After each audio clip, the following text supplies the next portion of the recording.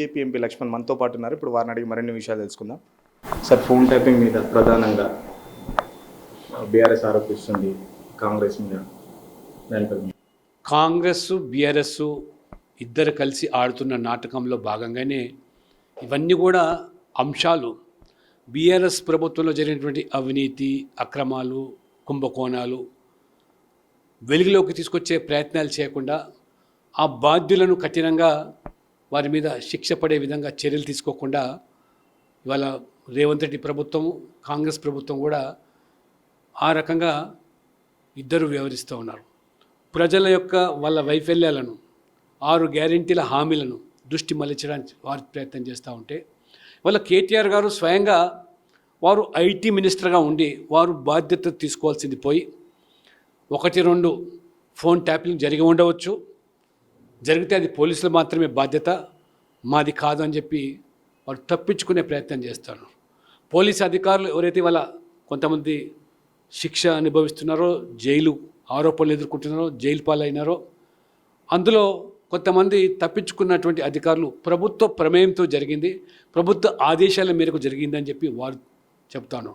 ఇంత రాజ్యాంగ విరుద్ధమైనటువంటి, చట్ట విరుద్ధమైనటువంటి, అంటే రాజద్రోహంలానికి పాల్పడేటువంటి ఈ కార్యక్రమాలకు వీరు శిక్ష అర్హులు.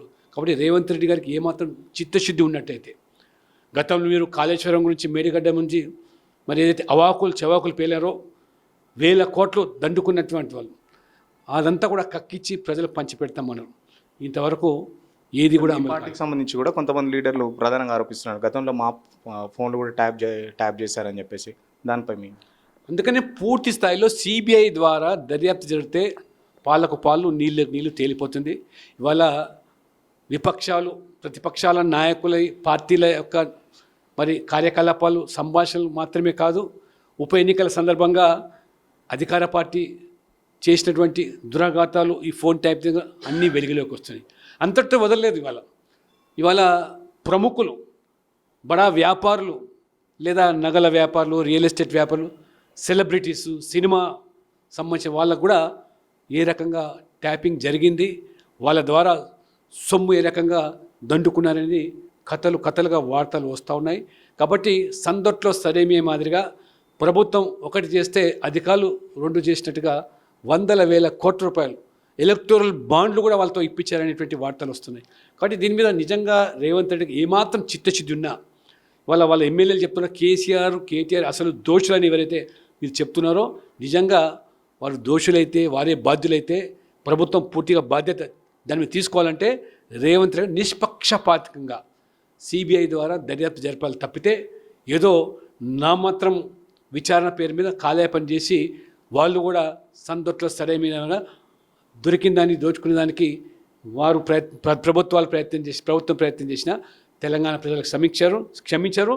కాబట్టి ఇవాళ ఎన్నికల సందర్భంలో మీరు ఇచ్చిన హామీల మీద, గ్యారంటీల మీద, లేదా ఇవాళ బీఆర్ఎస్ యొక్క కుటుంబ పాలన, నియంత్రిత పోకడల పట్ల విసిగి మోదీ గారి పట్ల తెలంగాణ ప్రజలు ఎంత ఆశాజనకంగా మొత్తం మారుమూల పల్లెలు కూడా ఇవాళ బీజేపీని గెలిపిస్తాం, మోదీ గారిని ప్రధానమంత్రి చూస్తాం, మోదీ గారి దేశానికి ప్రధానమంత్రి కావాలి, దేశం బాగుపడాలంటే మోదీ గారి అవసరమని ఒకవైపు ప్రజలు భావిస్తున్న సందర్భంలో ఇద్దరు కలిసి ఆడుతున్న నాటకంగా ఇవాళ మేము భావిస్తున్నాం. కాబట్టి నిజంగా రేవంత్ రెడ్డి గారు చిత్తశుద్ధి ఉంటే సిబిఐ ఎంక్వైరీ. తెలంగాణలో ఎన్ని సీట్లు గెలవబోతున్నారు బీజేపీ? ఖచ్చితంగా అన్ని పార్టీల కంటే ఎక్కువ సంఖ్యలో మేము సీట్లు గెలవబోతున్నాం.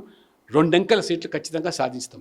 మేము పదే మీరు చెప్తున్నారు ఎలక్షన్స్ తర్వాత రాష్ట్రంలో డబుల్ ఇంజిన్ సర్కార్ వస్తుందని, ఏ విధంగా అంటే పాసిబుల్ అవుతుంది అనుకుంటున్నారు? పార్లమెంట్ ఎన్నికల ఫలితాల తర్వాత ఇక్కడ బీజేపీ ప్రభుత్వం ఏర్పాటుకు మార్గం సుగమం అవుతుందని.